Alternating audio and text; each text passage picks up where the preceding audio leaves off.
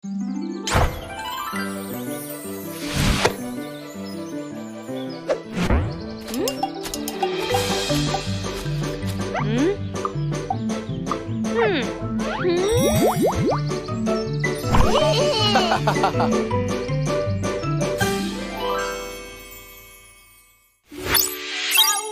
paus. Woi, ada anak paus lewat. Paus, paus. Bleh.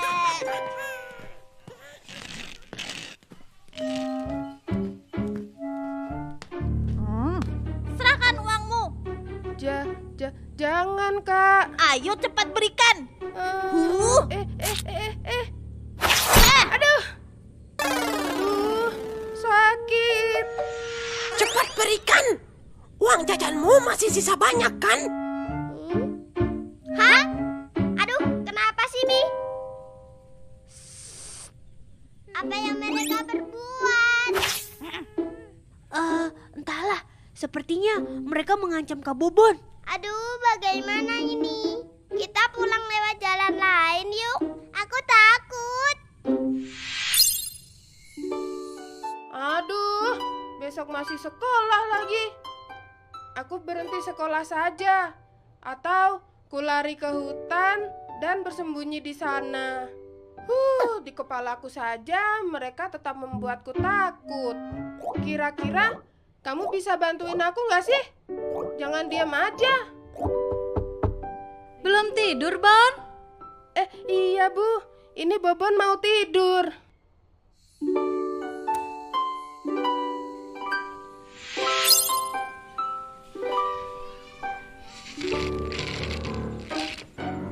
Aduh, baru kali ini aku lihat ada paus bisa nyungsep.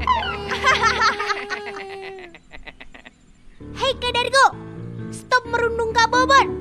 Tahu tidak, tindakan kakak itu tidak terpuji. Dia sungguh menyeramkan, seperti monster. Bi, dia kesini, Bi. Wah, lari.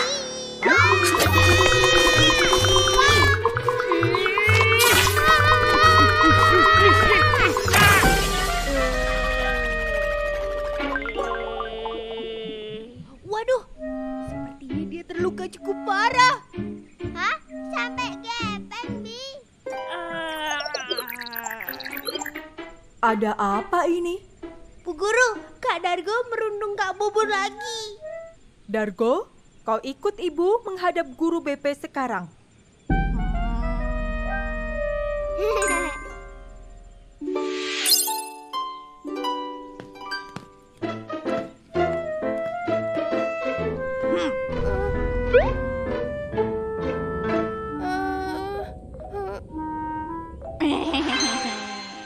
Hai Bon, bagaimana kabarmu? Kak Dargo, aku baik-baik saja kok. Syukurlah, aku minta maaf ya Bon, kalau selama ini sering mengganggumu. Tidak apa-apa Kak. Bobon malah belajar berani. Oh iya, kalau ada yang berani mengganggumu, jangan segan bilang ke aku ya. Sepertinya Kak Dargo sudah kapok. Habis diingatkan guru BP. Kalau dia tidak kapok, kita kempesin. Kayak ban saja sih bisa dikempesin. Lupakan. Pulang yuk. Ayo, aku sudah lapar. Sama, aku juga lapar.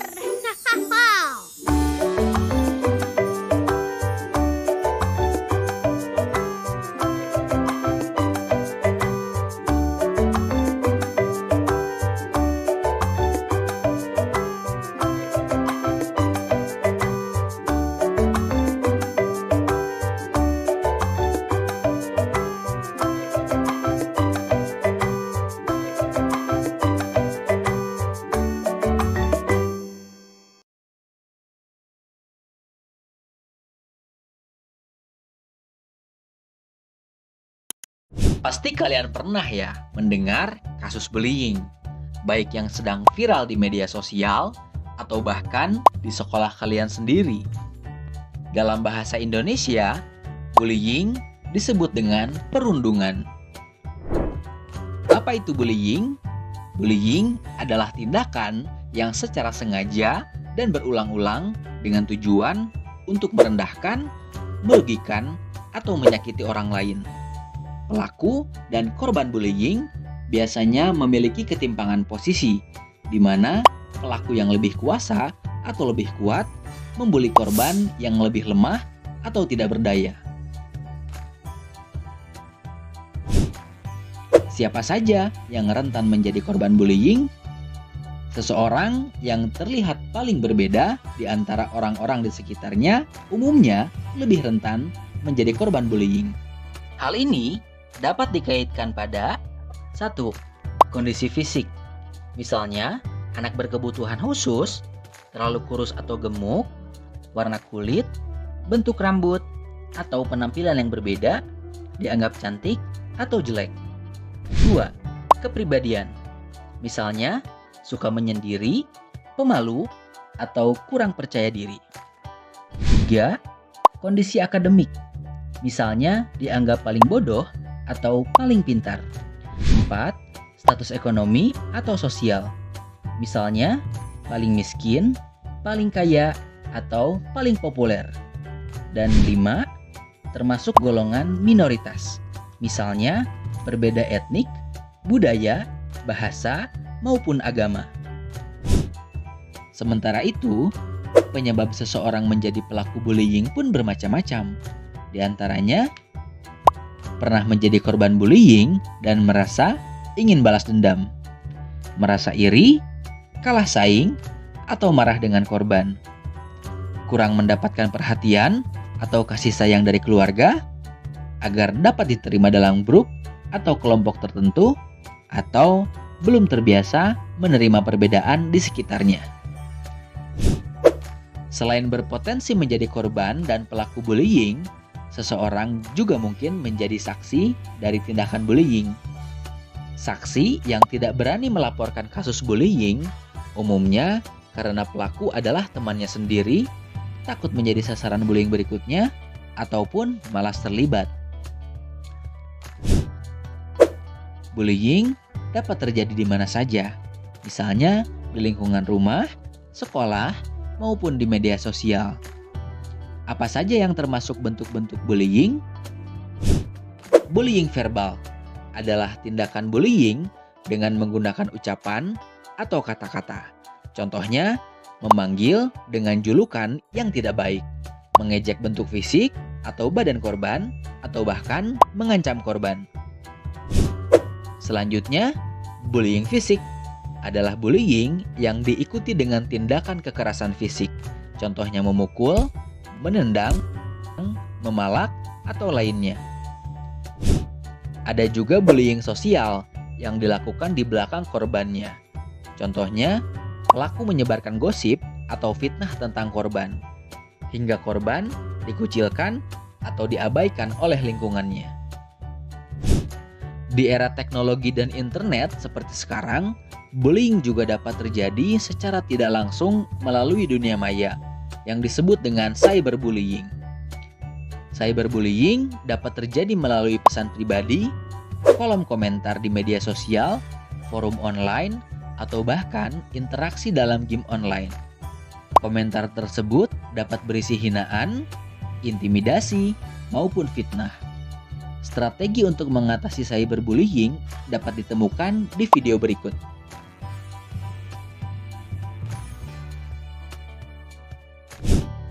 Adanya dunia maya membuat tindakan bullying menjadi semakin mudah. Mengapa? Cyberbullying dapat terjadi sepanjang waktu selama pelaku memiliki akses internet. Pelaku juga tidak perlu repot-repot bertemu langsung dengan korban, cukup ketik atau posting melalui handphone. Pelaku cyberbullying juga tidak terbatas pada orang di sekitar korban. Netizen atau orang asing pun bisa ikut-ikutan membuli korban. Ditambah lagi, adanya fitur anonim membuat pelaku menjadi semakin leluasa dan berani untuk melakukan bullying. Korban dari bullying dapat menjadi minder, kehilangan kepercayaan diri, atau trauma sehingga cenderung menarik diri dari pergaulan atau kesulitan berinteraksi dengan orang lain. Selain itu, rasa cemas, depresi, sampai keinginan untuk bunuh diri juga mungkin dirasakan oleh korban bullying. Selain dampak pada mental, korban bullying fisik juga mengalami dampak pada kondisi tubuhnya, seperti adanya bekas luka, kerusakan organ, sampai yang paling parah adalah kematian. Saksi dari bullying juga mungkin mengalami perasaan yang tidak nyaman, rasa bersalah, atau kecemasan akan menjadi korban selanjutnya. Sebagai pelajar Pancasila, yuk stop bullying di lingkungan sekolah. Jangan menjadi pelaku bullying karena itu hanya merugikan dirimu sendiri. Coba pikirkan jika kalian yang menjadi korbannya. Bagaimana rasanya? Pasti nggak enak kan? Jika kamu menjadi korban ataupun saksi bullying, jangan takut untuk melapor kepada guru ataupun orang tua ya. Dengan begitu, kamu akan mendapatkan bantuan dan bullying dapat dihentikan.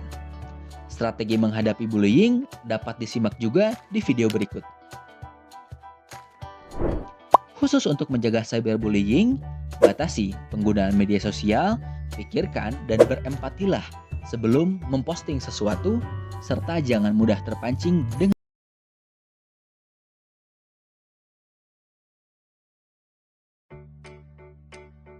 Halo semuanya, pernahkah kamu menjadi korban perundungan di sekolah? Melihat teman yang sedang dirundung? Atau bahkan malah kamu salah satu dari pelakunya? Wah, jangan sampai ya. Perundungan atau bahasa kerennya bullying di lingkungan sekolah dapat dilakukan antar peserta didik, guru, peserta didik kepada guru, atau sebaliknya. Berikut beberapa cara yang dapat dilakukan untuk mencegah dan mengatasi bullying di sekolah. Pertama yaitu sosialisasi pemahaman perundungan di lingkungan sekolah. Karena hal penting yang menjadi dasar dalam pencegahan perundungan adalah pemahaman terkait perundungan itu sendiri. Terutama efek perundungan yang bisa menimbulkan trauma hingga mereka dewasa. Kedua, sensitif terhadap situasi dan kebutuhan korban. Salah satunya adalah dengan memperhatikan ciri-ciri seseorang yang mengalami perundungan dan menawarkan bantuan yang sesuai. Ciri-ciri korban perundungan seperti sering cemas, sering menyendiri, tidak percaya diri, ataupun memiliki luka fisik atau memar di tubuhnya. Ketiga, membuat kebijakan terkait aksi perundungan. Karena maraknya perundungan yang berakhir damai dan kurangnya mempertimbangkan efek psikologis korban,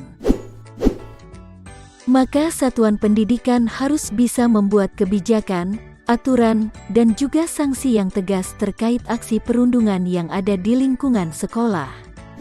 4. Pembentukan mekanisme dan standar operasional untuk jalur komunikasi pelaporan yang aman dan sensitif adalah salah satu cara agar kasus perundungan bisa lebih terungkap. Tidak jarang korban ataupun warga sekolah lainnya enggan untuk melapor karena takut menjadi sasaran perundungan selanjutnya. Yang terakhir yaitu mengadakan kegiatan anti perundungan. Beberapa contoh kegiatan anti perundungan yang dapat dilakukan yaitu seperti Anti-Bullying Day, pentas seni, penandatanganan deklarasi anti perundungan oleh seluruh warga sekolah, ataupun ide-ide kreatif lainnya. Itulah merupakan beberapa cara yang dapat dilakukan untuk mencegah dan mengatasi bullying di lingkungan sekolah. Mari menjadi bagian dari gerakan lingkungan sekolah yang positif.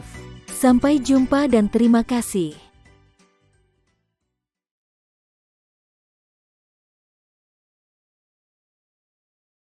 Lalu, apa yang harus kita lakukan untuk mengatasi perundungan? Jangan dibiarkan ya, karena perundungan bisa jadi makin parah kalau dibiarkan. Jika kamu korbannya, segera laporkan ke orang tua, guru, maupun pejabat daerah seperti RT atau RW agar dapat segera diatasi. Jika kamu saksinya, sama juga, segera laporkan. Ini bukan artinya kamu tukang ngadu ya, tapi itu namanya kamu peduli terhadap sesama. Terus boleh nggak kamu coba langsung hentikan di tempat? Sebaiknya jangan. Jika kamu belum tahu cara mengatasi hal ini, situasinya mungkin bisa jadi lebih parah. Misal, kamu yang jadi sasaran atau pelaku bullying menghukum korban setelah kamu pergi. Tapi, jangan biarkan perundungan terjadi di sekitarmu. Ayo, jadi anak yang peka, peduli, dan menyayangi sesama. Laporkan dan stop perundungan.